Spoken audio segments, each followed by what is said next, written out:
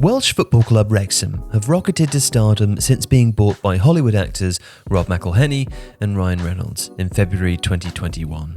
But with all the focus on Wrexham's new revenue streams, including a documentary tie-up with Disney, expectations are that they can simply spend their way up the leagues. And is this really true? How much money can Wrexham actually spend?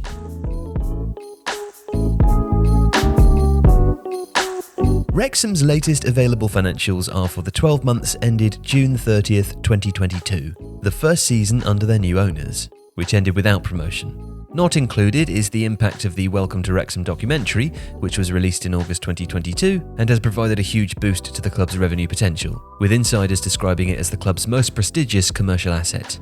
We'll know more when those accounts are released. What is included though is the impact of the purchase of the racecourse ground for £2 million. Meaning for the first time since August 2011, the club fully owns its own home ground. So here are the headlines. Wrexham achieved 404% growth in revenue, up to almost £6 million, which is a record in non-league football. Prior to the pandemic, League 2 clubs, the division which Wrexham will compete in next season, were averaging just £4 million in revenue. But the club also made a loss of £2.9 million, much of which was down to a hike in player wages as they chased promotion aggressively. The owners loaned the club £3.67 million primarily to fund the purchase of the racecourse ground, but also invested another £1.2 million in shares.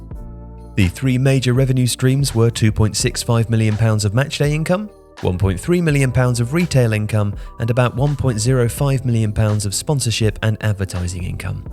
Football costs, which include player and staff wages as well as travel expenses, were up by 294% on the previous season, and were the key driver of the loss that was recorded.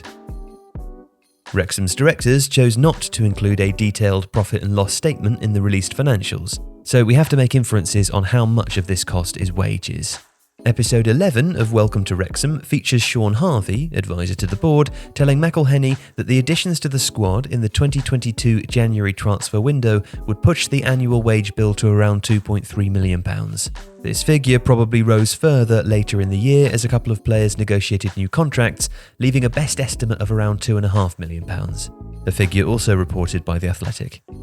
The club also spent £1.2 million on transfer fees and agent fees, up from just £10,000 the year before. Their record transfer fee was also unsurprisingly broken, as they signed Ollie Palmer from AFC Wimbledon for £300,000.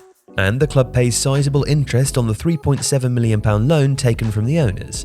The annual interest rate is around 7.25%, about 3% higher than the Bank of England base rate, and translated to an interest charge of £43,679 for the year ended June 30th, 2022. The director's report does note, however, that there is no immediate pressure to repay these loans that funded the purchase of the racecourse ground and stadium improvements. At the highest level, Wrexham's financials for 2022 were not too different from other National League teams. Stockport County, who won the National League that season, posted a financial deficit of £4.8 million, while Notts County also posted a loss of £1.7 million. But the bigger question is, what do the financials look like now and beyond?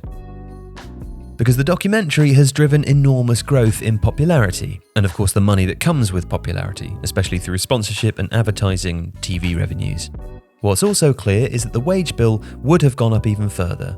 The club signed many EFL players to win promotion, which wouldn't have been cheap. Sponsorship and advertising income are also likely to have grown and will continue to grow. Lucrative 2-year deals signed with TikTok, Expedia, and Aviation American Gin back in the summer of 2021 will flow into this season, but new sponsors should expect to pay a higher premium given the significantly enhanced exposure. And promotion definitely helps too. Financially, all EFL League 2 clubs receive £1.1 million as a central payment, covering their share of TV income and the annual Premier League solidarity payment. This is a 7-figure increase on what Wrexham received as members of the National League. Further, if matches are televised live, more TV payments could follow. Home matches are anywhere between £20,000 per match and £100,000 per match, and away matches at around £10,000. EFL streaming will provide another fillip, capitalising on Wrexham's growing digital audience. Data insights company Horizon estimate this growth would have brought in around £1 million of additional revenue.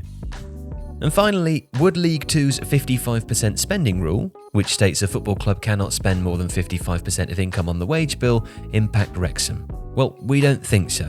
as the growth in revenue should comfortably allow Wrexham to maintain a £3 to £3.5 million wage bill, which is directionally where they might land. Given that there are already plenty of League Two players in the squad, the general consensus is massive changes won't be needed to secure promotion to League One, but the increase in revenue from every possible angle will certainly enable it if needed.